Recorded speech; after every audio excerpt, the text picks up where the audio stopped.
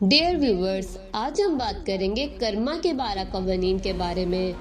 कर्मा को अपनी जिंदगी के लिए ताकतवर रहनुमा खतूत के एक सेटअप के तौर पर इस्तेमाल करना आपको फैसला करने से पहले अपने ख्यालात, अमाल और अमाल के बारे में ज्यादा ख्याल रखने की प्रेरणा दे सकता है।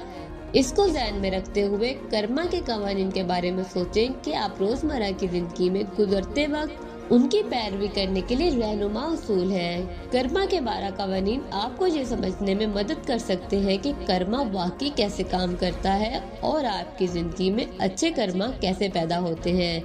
आइए इन कवानीन में से हर एक को मजीद तफसील से देखें। नंबर 1, अजीम कवानीन या सब और असर का कानून।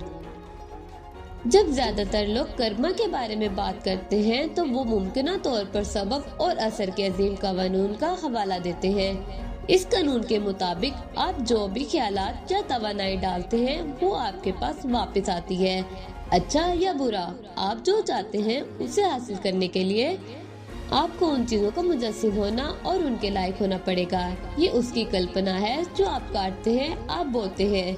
मिसाल के तौर पर, अगर आप जिंदगी में मोहब्बत चाहते हैं तो अपने आप से प्यार करें। नंबर 2, निर्माण का कानून। निर्माण का कानून उस अहमियत को वाज़िया करता है कि जिंदगी सिर्फ हमारे साथ नहीं होती। अपनी जिंदगी में चीजों को अंजाम देने के लिए आपको किसी चीज की जादुई तरीके से आने का इंतजार करने के बजाय कार्रवाई करने की जरूरत है। कामयाब लोगों का कहना है, अपने आप और अपने इरादों की बुनियाद पर जो कुछ चाहते हैं वो अपने आप से पूछने की तजवीज करते हैं आपको क्या रियलाइज करने की जरूरत है, ताकि आप जिस चीज को जाहिर करना चाहते हैं उसके लिए आप जगह बना सकें। इस बात पर भी गौर करें कि आप अपनी सलाहियतों, काबिलियतों और शक्तियों को किस तरह इस्तेमाल करके ऐसी चीज निर्माण कर सकते हैं जिससे ना सिर्फ आप बल्कि दूसरों को भी फायदा हो। नंबर 3, आजी का कानून।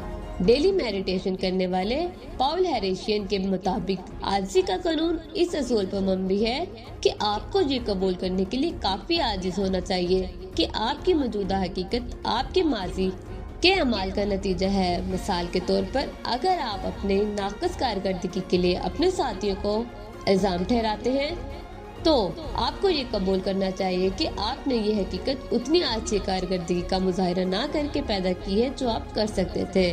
नंबर 4, तरक्की का कानून।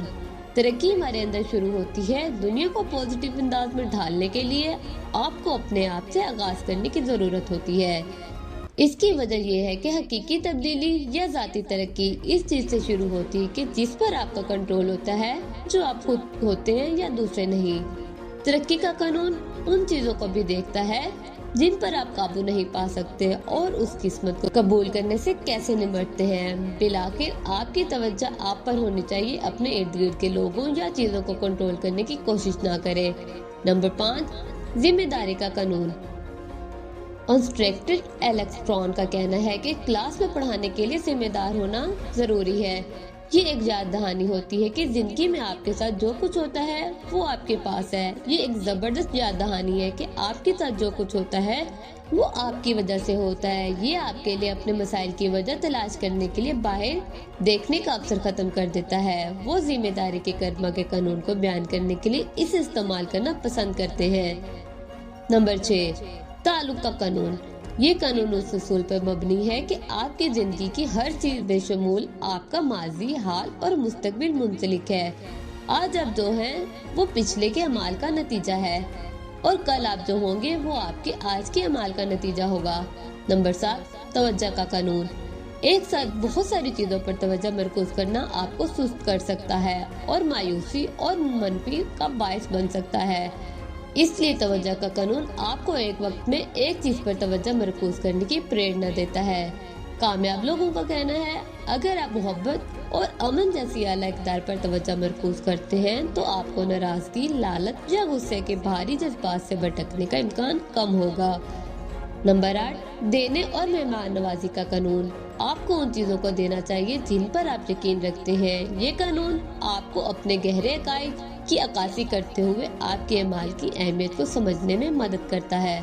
मिसाल के तौर पर, अगर आप एक पुरअमन देना चाहते हैं माहौल दुनिया को, तो आपको दूसरों के लिए अमन कायम करने पर तवज्जो मरकूज करने की जरूरत है।